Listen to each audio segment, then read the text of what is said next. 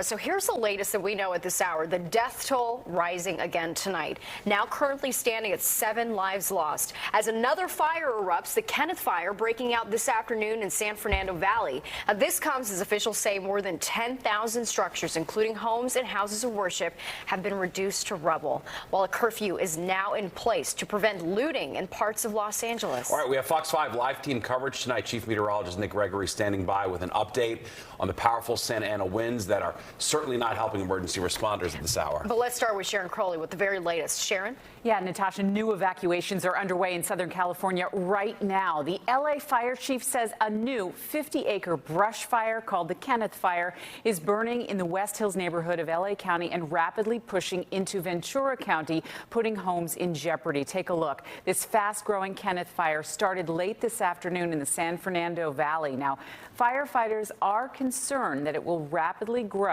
as the Santa Ana winds pick up overnight.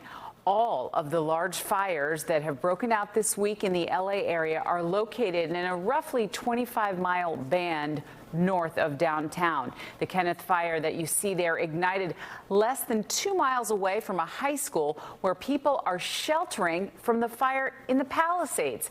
So now new evacuations are underway. Our sister station, KTTV in LA, caught up with some of those trying to escape the Kenneth fire. I try to be calm, I've been seeing some very bad fires going on so far, and I'm trying to believe that this one not going to be one of the worst ones. Well, new aerials showing entire neighborhoods burned to the ground. Devastation as far as the eye can see, an estimated 28 acres.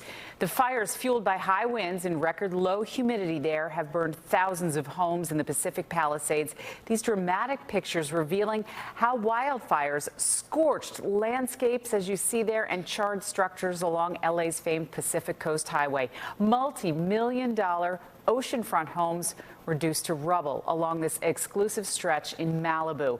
President Biden says FEMA will cover 100% of the cleanup costs in California, at least for the next 6 months. I also want everyone in Southern California to know we're going to keep at it. We're sticking with this. We expect there may be a temporary break in the winds, but in some areas the winds are likely to continue well into next week. And so we're going to continue to sending everything, literally, every resource we can find that's appropriate to help the governor and the first responders.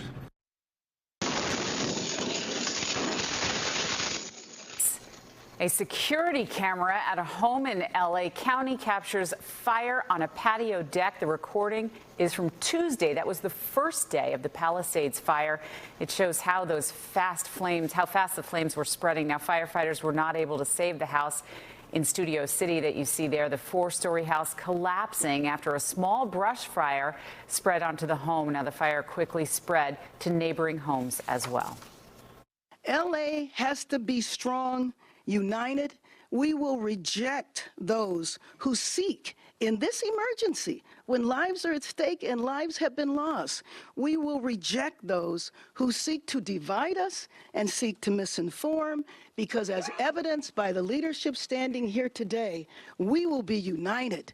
We will rebuild our city, and we will do whatever is necessary to get us past this crisis.